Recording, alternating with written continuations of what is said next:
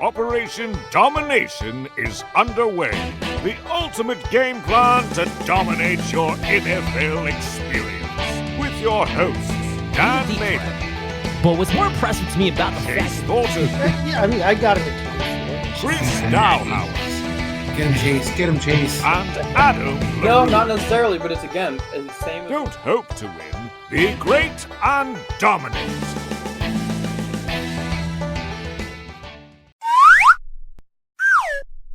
All right, yeah. So let's get into our risers and fallers. So this were the biggest risers and fallers ADP wise that I came across from the very first day of training camp to this past Monday. That's what I'm running this off of here. So the biggest, I noticed a couple of things. So far, the biggest fallers, and we got to kick this to the Packer fan because it was all the Packer receivers with the exception of Jaden Reed here. Christian Watson went from wide receiver 40 to wide receiver 44, down 13.3 overall spots. Dotavian Wicks dropped 14.2 overall spots. Romeo Dobbs dropped 12.3 overall stops. So what's going on in Green Bay there? No one likes your receivers anymore after Sam Jordan Love Clifford gets paid? Sam Clifford, Chris? Listen, it's kind of ridiculous to me. And I don't think I'm saying this just as a Packer fan. I think I'm saying this as somebody who's looking at fantasy football. So Christian Watson now is the wide receiver 44. So not only do people not believe he's a number one wide receiver, which, okay, with his injury history, I get if you're a little worried about that, but somehow we're saying that there are at least 11 number two wide receivers on other teams who are better bets this season than Christian Watson. Y'all are being stupid out there. Sorry. I don't mean to, step on anybody's toes in the listenership, but come on, wide receiver 44 overall. And he's falling even farther. Come on. Let's buck that up. Now, if you're scared about Dontayvion Wicks because he's the fourth wide receiver on this team and could be the fifth or sixth option in the pass game, I can understand that. I still don't see why you want to let these guys fall though. Here's the thing.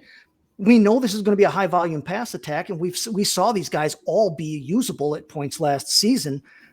That's where there's value to be had. I know that this is a crowded wide receiver room right now. There are a couple of crowded wide receiver rooms in this league, but if something happens to any one of those guys, now everybody else has even more opportunity there. It's a high volume pass attack. I don't get Christian Watson being wide receiver 44 in the first place, but I especially don't get these guys falling. And the reports out of camp about Romeo Dobbs and how he's looking so far this preseason, again, we don't put a ton of stock into what people say, but we've seen Romeo Dobbs already look like a usable fantasy asset the last 2 years in this pass offense. We know he's going to get a ton of looks in this game, and we know that he can catch the football. He's looking really explosive. They said this season, he's looking like a number one receiver in his own right. If Watson can stay healthy and they can pair that up with Dobbs, there's fantasy gold to be had there. And if everybody else wants to let them fall, you guys out there in our listener land need to jump on that because that's where value can be had. I blame Bo Melton. Yeah, where's his ADP? That's the problem. Is there's too many receivers in general. Chase, I'm with you. First of all, as far as I'm concerned, ADP wise, let him fall because I'm already. I'll jump on it. Christian Watson anywhere I can get him anyway. I got him up at wide receiver 34 in my rankings, and I have him in a tier. He's in my tier 8 of wide receivers with Keenan Allen, Calvin Ridley, Rashee Rice, Hollywood Brown. Rashee Rice may be moving to the top of the tier, even the next tier, if we're really not going to get a suspension. I'm still waiting on that bit, but I feel pretty good about Watson in that group of guys we're talking about as low end wide receiver 3s who have upside. And that's how I look at Christian Watson. So yeah, he's a great value. That's why I had to bring him up here, of course, with all the other Packer receivers. But I'm going to make this comment. There's been a major decline, which I think speaks to more so, maybe Chris and Adam, you can help me out with this one. I think it speaks more so to we're officially transferring ourselves out of best ball into redraft leagues because the wide receivers of a unit have been taking hits within the week. And if listenership, if you can bear with me for a second, I'm going to read off these names kind of quickly. Brandon Cooks down 14.2 spots. JSN down 14.2 spots. Rashee Rice down 11.7 spots. Deontay Johnson down 11.2 spots. Calvin Ridley down 10.8 spots. DeAndre Hopkins down 10.8 spots. Cortland Sutton down 10.8 spots. And Brian Thomas Jr. down 10.5 spots. And the winner goes to, so all those wide receivers all took a major hit, double-digit hit from week 1 to week 2. So do we think it's just a matter of people are transferring from best ball to redraft, or people remembering that running backs are just as valuable in that tier? Go ahead, Chris and Adam. Real quick, Dan, I was just going to say, I think it's remembering the running backs and how the tiers are really dropping off in certain places, and everybody wants to, zero RB and do different things. Suddenly, people are stealing your zero RB or going around or two earlier when you're going to wait for a guy to fall to you. And I think people are starting to recognize that there's a lot of receivers out there that you get your hands on. A lot of guys are similar after certain tiers, while the running back position has severe drops and a lot of question marks. So I think that's what you're seeing a lot of. What do you think, Adam? Yeah, I think all of these things kind of play a little bit of the part of it. Like, it is partially moving to best ball. It is partially, oh wait, when we get late in the draft, I really need a running back now. Suddenly, I really need that, and then some of these other guys are faltering for it. I think part of it is, people get really attached to the names that are getting thrown out there in the news for some of these other guys who haven't really had that headline as of late. Or for, a Rishi Rice, it still just feels like it's in limbo. All of these guys are kind of having quiet times, not necessarily bad, but quiet, while other guys are having, oh my God, such and such is in the best shape of their life. Oh my God, they're looking really explosive this year in the Romeo Dobbs. But I think it's a combination of all of the above. Yeah, I tend to agree. All right, so let's switch gears. Let's go to our risers here. Nick Chubb being a big one.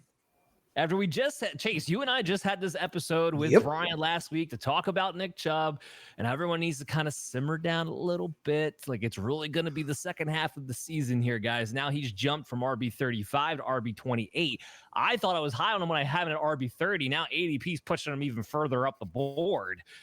Overall 107.5 to 88.3. So now we're talking in that 8th, 9th round territory for Nick Chubb. Not saying it's too high, but now you're talking about single digit rounds to the double digit take.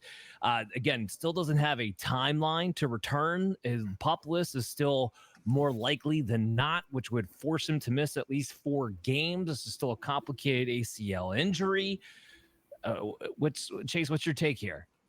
Well, like we talked about with Brian last week, like I said, and it's going to be Jerome Ford until it's not. But when it's not, if Chubb is in shape enough to be back and be running, Nick Chubb has been one of the best fantasy running backs in the game since he came into the league. And I think a lot of people are hyped up about the idea. I mean, we've all seen the video of him squatting 5+ and that kind of thing. And we have all heard that, okay, he's supposed to be doing really well. But like you said, we don't have a direct timetable yet. Now, if you feel like by the 8th, 9th round, you're set enough everywhere else that you can take a shot at a guy like Nick Chubb, that's a hell of a midseason addition to get back to your squad. Almost, you hear it around we just had the trade deadline in baseball here this week, and you hear a lot of teams, oh, well, we're getting this guy back off the injured list. So it's almost like we're making a midseason acquisition. Nick Chubb would be a hell of a midseason acquisition. If you could pick somebody like that up off of the waiver wire, I think we all would do that in a heartbeat. Now you've got to be able to survive until he gets back. But if you feel like you're set by that time, I have no problem taking him because I have him ranked at 28 myself. And the only reason I have him ranked at 28 is because I expect him to be missing. Yeah. A month and a half of the season. He is worth the shot. I don't disagree with this ranking at all. I'm not going to give people the same, lecture that I gave them here over Christian Watson, not by any shot. How dare you mention baseball when we're getting revved up for football? Baseball season's over. Okay, don't you know baseball ends on July 31st? It was a poetic metaphor. No, English it's not too far off from what I have here, and it still puts him in that 28. Puts him in the same tier I would have had him anyway, surrounded by guys like Devin Singletary, who have him just ahead of Jonathan Brooks, Brian Robinson Jr., Jalen. You're not in a 12-team league. You're not taking him as a starting running back. If you're starting 2 running backs, he's going at 28. He's not going as a starting running back. If that ends up being a starting running back for you second half of the year and your first 2 guys hit, you're sitting pretty. Yeah, I just hope he doesn't go up any higher than this. No, because I won't have him. Other running backs who've greatly increased, no surprise here. J.K. Dobbins, he jumped up from RB51 to RB43. His overall ADP jumped up 14.3 spots. Gus Edwards was back in the mix today. They were splitting first-team reps evenly between the two, just like you would expect from Greg Roman and none less. Does this do anything for you guys? Adam, we'll go with you. Does this do anything for you as far as J.K. Dobbins getting more on your radar than he already was, or are you just still ignoring this situation? I mean, maybe a touch, but the reality of the situation is that it's never been about talent for him. It's about actually, continuing to be on the field. I believe J.K. Dobbins is talented. Now, look, is it nice to be like, all right, well, cool, he's still talented after the nth injury, but otherwise, that was never my primary concern. Yeah, I mean, Brian wasn't too big of a fan of it himself, but we'll have to see. I just think it's interesting. Whoever does emerge from that Chargers backfield, however, let's keep in mind, J.K. Dobbins is coming back from an Achilles injury. I know he's been great, but it's hard to imagine him taking off right out the gate. Let's put it that way, right out the gate. I'll just quickly mention TJ Hockenson went from tight end 14 to tight end 13. There doesn't really much movement there, 14 spots overall ADP wise. But I want to get to this, a funny little side note, just so we know that redraft is finally here. Defense as a unit was the biggest increase from ADP. Defenses, I think the Washington Commanders defense, according to my calculation, shot up 102 spots. Just redraft is here, fellas.